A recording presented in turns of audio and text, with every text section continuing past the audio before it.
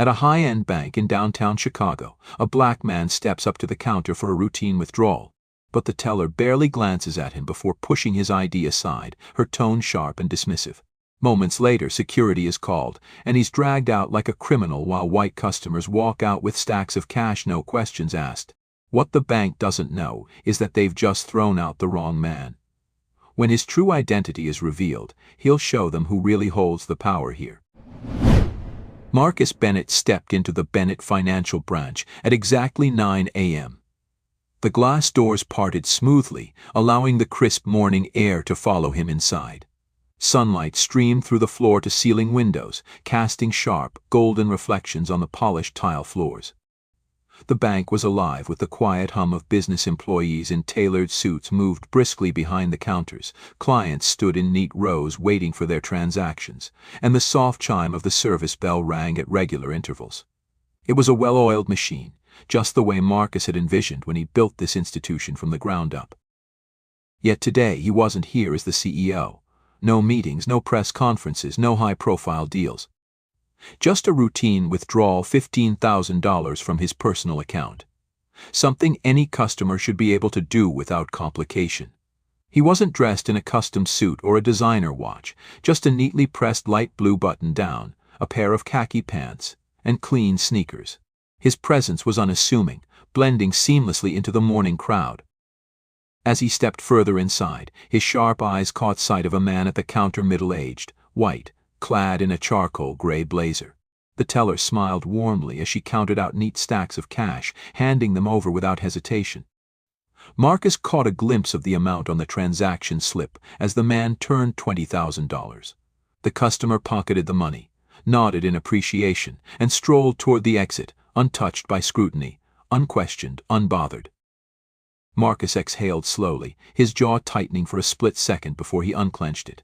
He had seen this before, felt it before. But today, more than ever, he was determined to ensure that his own establishment was not fostering that same brand of silent prejudice. Keeping his expression neutral, he moved toward the teller counters. The line was short, and within moments he found himself standing in front of a blonde woman in a stiffly pressed navy blazer. Her nameplate read Amy Carter. Unlike the previous transaction he had just witnessed, Amy did not offer a smile. She barely glanced at him before reaching beneath the counter and sliding a clipboard in his direction.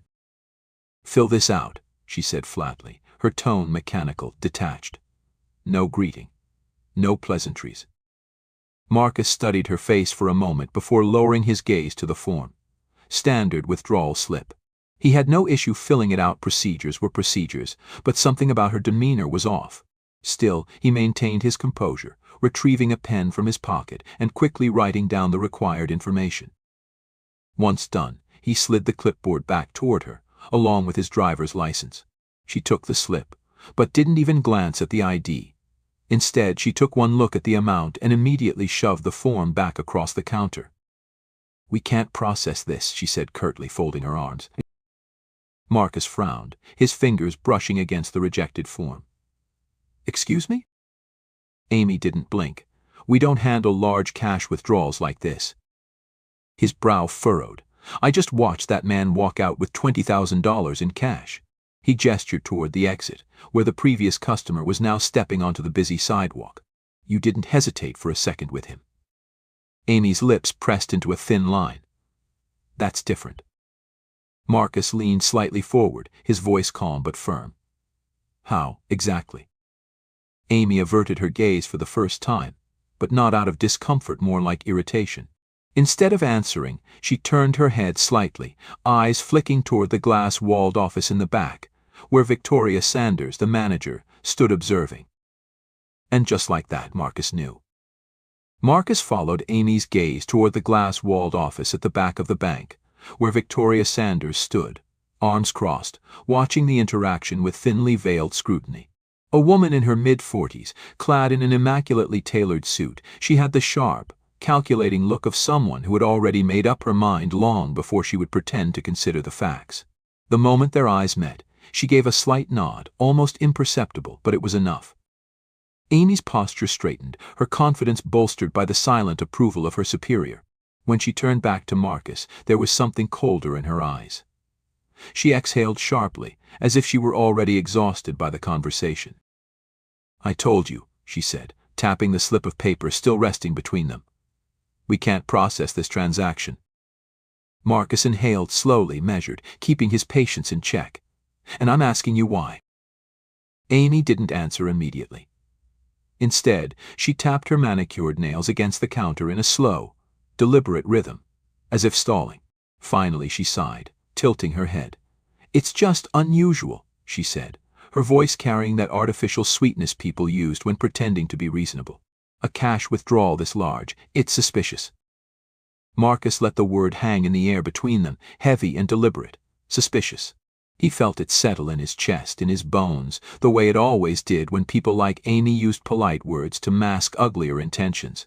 He knew this game. He had played it his whole life, maneuvering through unspoken rules that dictated who was given trust without question, and who was forced to prove over and over that they even had the right to exist in certain spaces. "You didn't seem suspicious when he did the exact same thing," Marcus said, his voice even, controlled. He didn't need to point, they both knew who he meant. "So tell me, Amy, what's the difference?"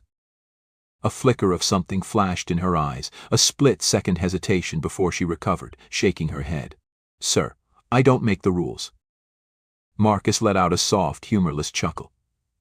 "You don't make the rules," he echoed.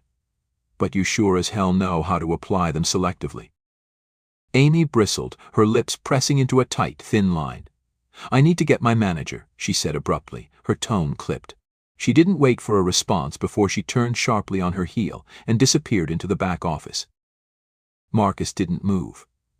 His fingers rested against the cool surface of the counter, tapping idly, matching the steady thud of his heartbeat. The air in the bank had shifted, subtle but noticeable, as if the space itself had sensed the tension simmering beneath the surface. He could feel eyes on him, other tellers glancing in his direction, customers shifting uncomfortably, as if they knew something was happening but didn't want to get involved. A few feet away, a woman white, in her early 50s, watched him with thinly veiled curiosity. Lisa Parker, he read from the name tag pinned to her purse. She was standing near the customer service desk, hands folded over the strap as if debating whether to say something. Marcus met her gaze briefly, and for a moment she hesitated before offering a small, uncertain smile. He didn't return it. Not because he was angry at her, specifically, but because he knew how this played out. People like Lisa watched. They whispered. They noticed when things like this happened, but they rarely did anything about it. The door to the back office swung open. Victoria Sanders stepped out, her heels clicking sharply against the tile, her expression unreadable. Amy followed closely behind, her chin slightly lifted, the subtle smirk of someone who knew they had backup. Victoria stopped in front of the counter, smoothing down the front of her blazer as she studied Marcus. "Good morning, sir," she said, her voice polished and professional, the kind of tone reserved for handling complaints from difficult customers. "I understand you're trying to make a large withdrawal today." Marcus met her gaze evenly. "I am." Her smile was polite but didn't reach her eyes. "Unfortunately, we have certain security protocols in place for transactions of this size." Marcus tilted his head slightly. "Security protocols?" "Yes," she said smoothly. "For the safety of our customers and our staff, we have to be extra cautious with high-value withdrawals." Marcus folded his arms across his chest, his stance shifting slightly. "So what exactly does that mean for me?" Victoria offered a sympathetic expression, the kind that was meant to look apologetic but was really just condescending. "It means we need to verify some additional information before proceeding." Marcus exhaled through his nose. "You mean my information? Because clearly, you didn't need to verify anything when that man withdrew more than I did." Victoria's smile didn't falter, but there was something in the way her jaw tensed that told him she wasn't used to being challenged. "I can't speak to other customers' transactions," she said, her tone growing sharper. "But in this case, I'll need to confirm the source of these funds and verify your last deposit amount." Marcus felt his patience slip another inch. "You have my account number right in front of you. Look it up." Victoria's expression hardened. "I'm going to need you to cooperate, Mr. Bennett." Marcus laughed, short and incredulous. "Cooperate? I'm standing here, giving you everything you need to do your job, And you're still finding reasons to refuse me. That's not protocol. That's profiling. The word hit the air like a slap. He saw it in the way Victoria's eyes flickered, the way Amy stiffened behind her, the way the room itself seemed to inhale, waiting for what would come next. Victoria's lips parted, then closed again, as if weighing her next words carefully. Then, without looking away from Marcus, she lifted a single hand and made a small, sharp gesture. Across the room, a figure stirred. Ethan Reynolds, the bank's security guard, a broad-shouldered white man in his mid-30s, straightened from where he had been leaning near the entrance. His gaze flickered toward Victoria, then to Marcus. He didn't hesitate. He started walking toward the counter. Marcus didn't move as Ethan Reynolds approached, his heavy boots echoing against the polished tile. The security guard was tall, broad, the kind of man who carried his authority like a badge he didn't need to flash, because people like him never had to prove they belong. His expression was carefully neutral, but his posture wasn't. Shoulders squared, hands loose at his sides, he walked with the slow, deliberate pace of someone preparing for an unnecessary escalation. Victoria didn't bother glancing at him. She didn't have to. The silent command had already been given. She kept her attention fixed on Marcus, waiting, watching. She expected compliance. They always did.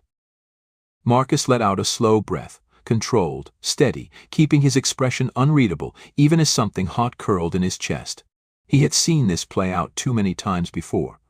A scene as old as time, a black man being treated like a threat in a space where he was supposed to belong. "I'm going to ask you again," Victoria said, her voice still polished, still perfectly professional, as if she wasn't actively orchestrating his removal. "Can you verify the source of these funds?" Marcus's jaw tightened. "My paycheck," he said evenly, "like every other time I've deposited money into this account." Victoria tilted her head slightly, her eyes flicking to Amy, who stood stiff behind the counter, arms crossed. "And can you provide the exact amount of your last deposit?" Marcus stared at her. He could feel the weight of the room pressing in now. Other customers were pretending not to listen. Tellers were pointedly avoiding looking in his direction. Lisa Parker, the older white woman standing near the customer service desk, shifted uncomfortably, her grip tightening on the strap of her purse. She wanted to say something. He could see it in the way she fidgeted, the way her mouth opened just slightly before she decided. "Not my place." Marcus dragged a slow hand down his face, exhaling through his nose. "You have my account number right in front of you," he said, forcing his voice to stay even, calm. "Why don't you look it up?" Victoria's expression didn't change. "That's not how we do things here." A laugh, low and humorless, pushed past Marcus's lips. "That's interesting," he said, "because I've banked here for years, and not once have I been asked these questions. Not once have I been treated like I don't belong." He took a step closer to the counter, his voice sharpening. "So tell me, Victoria, what exactly about me makes you think I don't?" Silence. Thick, stifling. Amy's gaze flickered toward Victoria, uncertain now. Even she knew they had crossed the line from policy into something else entirely. But Victoria, she didn't flinch. If anything, the slight curve of her lips suggested she enjoyed the power she thought she held in this moment. Her gaze drifted past Marcus, a flick of the eyes that said more than words ever could. Ethan Reynolds stopped beside him, close enough that Marcus could feel the presence of him, a shadow looming just at the edge of his periphery. "I'm going to have to ask you to leave," Ethan said, his voice flat, impersonal. As if Marcus were nothing more than a minor inconvenience. As if he weren't a customer at the very bank he built. Marcus turned his head slowly, meeting the guard's eyes for the first time. He held his gaze, searching for any sign of awareness, of doubt, of hesitation. He found none. And yet, he knew Ethan didn't make this call. Victoria did. Amy did. All of them did. They had decided the second he walked through those doors that he didn't belong, that he wasn't deserving of the same courtesy, the same trust, the same ease that had been extended to the man before him. The difference between them, skin, nothing else. And now they were sending him out. Marcus inhaled once, deeply, then exhaled, his patience thinning by the second. He had played this game long enough. He reached into his pocket, slow and deliberate, and pulled out his phone. He unlocked the screen with a tap, raised it slightly, and hit record. "You're refusing to process my withdrawal," he said, his voice calm, but clear enough to carry. "Despite having my identification, my account information, and despite processing an even larger withdrawal for a white customer right before me." Amy tensed. Victoria's jaw twitched. Ethan's stance stiffened. "I'm going to ask you again," Ethan said, his voice a shade less certain now. "Step outside." Marcus's grip tightened around his phone. "And if I don't?" Ethan didn't hesitate. He reached out. A firm hand wrapped around Marcus's forearm, fingers curling with just enough pressure to make it clear he wasn't being asked any more. Marcus barely had time to brace himself before he was yanked backward. His shoulder collided with Ethan's solid frame as the guard spun him toward the door, shoving him forward with just enough force to make him stumble. A sharp gasp broke through the silence. Someone muttered, "What the hell?"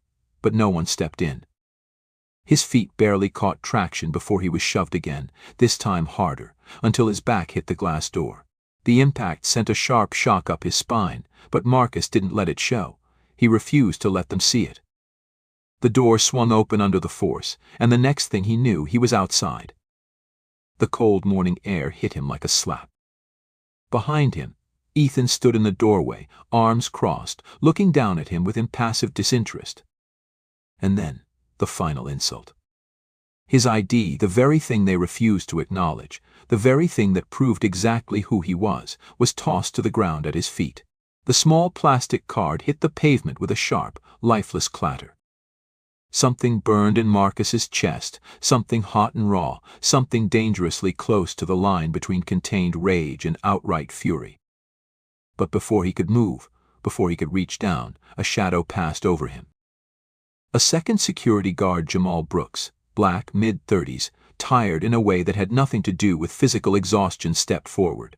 His expression was unreadable, but there was something in his eyes when he crouched down, when his fingers closed around the discarded ID, when he dusted it off with deliberate, almost reverent care before handing it back to Marcus. "This place," Jamal muttered under his breath, just loud enough for Marcus to hear, "always does this shit." Marcus took the ID, his fingers brushing against Jamal's just briefly before the man pulled back. Jamal exhaled, shaking his head. "Doesn't matter if you got a degree, if you got the credentials, if you keep your head down and do everything right," he murmured, his voice carrying the weight of too many years of quiet endurance. "They don't want us here. Not in the offices, not at the top. We're security. We're janitors. We're the numbers they need to make it look like they give a damn." He glanced back at Ethan, his expression filled with something between resignation and restrained disgust. "But this," his voice dipped lower, just for Marcus, "this ain't new." Marcus stared at him for a long moment, heart still pounding, adrenaline still thick in his veins. Then, slowly, he reached back into his pocket. He pulled out his phone again. But this time he wasn't recording. He was dialing. The line rang once, twice, then. "David Carter," a crisp voice answered. Marcus's grip tightened. "I need you at the Chicago branch. Now." There was a beat of silence on the other end of the line. Then, a sharp inhale. "I'll be there in 15. Marcus ended the call, sliding his phone back into his pocket. His fingers curled around his ID, the edges pressing into his palm, grounding him, keeping the fury simmering beneath his skin from boiling over. His eyes flicked to Jamal, who was still standing beside him, hands on his hips, gaze flickering between Marcus and the glass doors, where Ethan remained stationed like a watchdog. Jamal let out a short, humorless laugh. "Well," he muttered, shaking his head, "this is about to get real interesting." Marcus didn't respond. He didn't need to. The next 15 minutes stretched like hours. Inside, through the glass, he could see the bank carrying on as if nothing had happened. Victoria was back behind the counter, speaking to Amy, her movements sharp, efficient, dismissive. Ethan remained by the door, arms crossed, eyes occasionally flicking toward Marcus, but never holding his gaze for long. Lisa Parker had disappeared, probably deciding it was easier to remove herself than to witness something uncomfortable. Typical.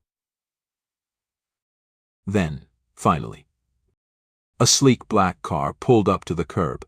The driver barely had time to put it in park before the door swung open, and David Carter stepped out. David was a man who commanded attention without asking for it. White, early 50s, salt and pepper hair, sharp suit, sharp eyes. Unlike the performative professionalism Marcus had faced inside, David's authority was real earned, not projected. He didn't waste a second. The moment his gaze landed on Marcus, his expression tightened.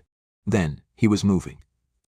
Ethan straightened as David approached, uncertainty flickering across his face. He must have recognized him, must have realized this wasn't just another customer. But David didn't even acknowledge the guard. He stepped right past him, the air in the bank shifting as the glass doors parted for him, his presence slicing through the tension like a blade. Marcus followed, his steps measured, controlled, though the heat of anticipation coiled in his chest. Jamal hesitated for only a second before trailing behind. The second Victoria turned and saw David, her expression flickered something between confusion and realization. She straightened, smoothing down the front of her blazer, quickly composing herself. Amy, standing just behind her, went stiff. "Mr. Carter," Victoria greeted, her voice forcibly even, her professional mask slipping into place. "I wasn't expecting." David didn't give her the chance to finish. Clearly. His tone was cold, cutting. "Because if you had been, this wouldn't be happening." Victoria's lips parted, then closed. A shadow of discomfort passed over her face, but she recovered quickly. "Sir, there seems to be some misunderstanding." "Oh, there's no misunderstanding," David cut in smoothly, his gaze shifting briefly to Marcus before locking back onto her. "The only thing I'm confused about is why my CEO was just forcibly removed from his own bank."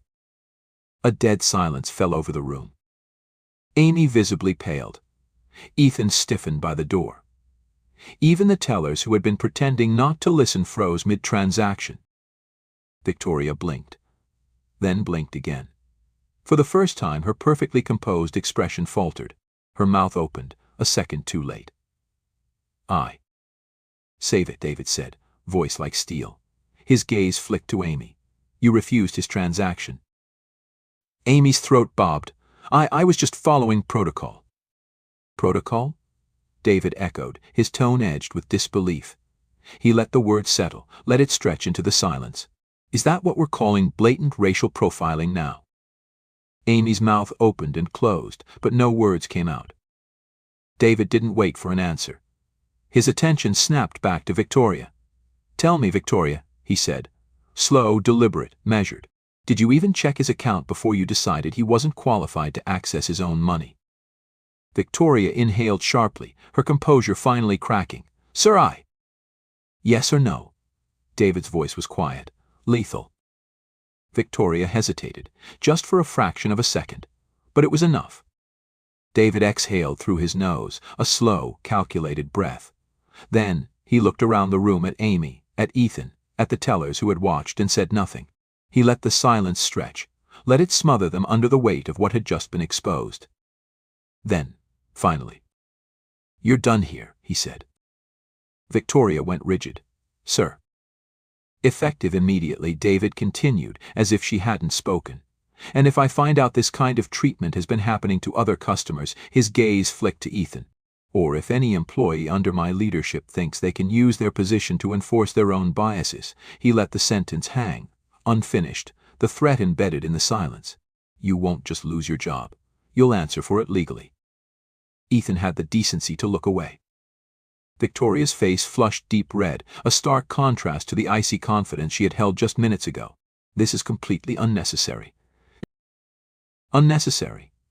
Marcus finally spoke, his voice sharp, incredulous. "You had me thrown out like a criminal. You refused to even look at my ID, refused to check your own system. You knew exactly what you were doing." Victoria flinched. David turned back to Marcus then, his expression shifting apology flickering in his eyes, though he knew words wouldn't fix what had already happened. He nodded, firm, then turned to Jamal. "And you?" David asked. Jamal stiffened. "Sir." David studied him for a moment, then nodded slightly. "You're promoted. Effective today." Jamal's eyes widened, caught off guard, his stance shifting. "I." "You deserve better than working under people like this," David said simply, then turned back to Marcus. Marcus, he said, the familiarity in his voice standing in stark contrast to the cold authority he had used with Victoria. You want this branch cleaned out? Marcus didn't hesitate. Completely. David nodded once. Then, as if the decision had already been made, he turned back to the stunned employees. Everyone involved in this incident is to be reported for bias training. Mandatory. His gaze lingered on Ethan.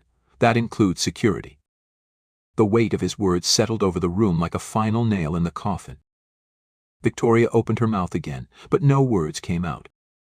Marcus exhaled, slow, steady. Then, without another glance at her, he stepped forward, reclaiming his place at the counter. Amy stepped aside immediately. David gestured toward the computer. Process his withdrawal. This time, no one dared argue. The crisp stacks of bills were counted out, placed neatly in front of Marcus. His money. His. Not something to be debated, not something to be justified, just his. As he took the cash, his gaze flicked to Jamal. The man was still standing there, looking slightly dazed, as if trying to process everything that had just unfolded. Marcus slid one of the stacks toward him. Jamal frowned. Sir. Marcus held his gaze. Take the day off. Jamal hesitated, then slowly reached for the cash, fingers curling around the bills. Marcus turned, finally meeting Victoria's gaze one last time. You should have checked my ID, he said. Then, without another word, he turned and walked out. This time, no one stopped him. Join us to share meaningful stories by hitting the like and subscribe buttons. Don't forget to turn on the notification bell to start your day with profound lessons and heartfelt empathy.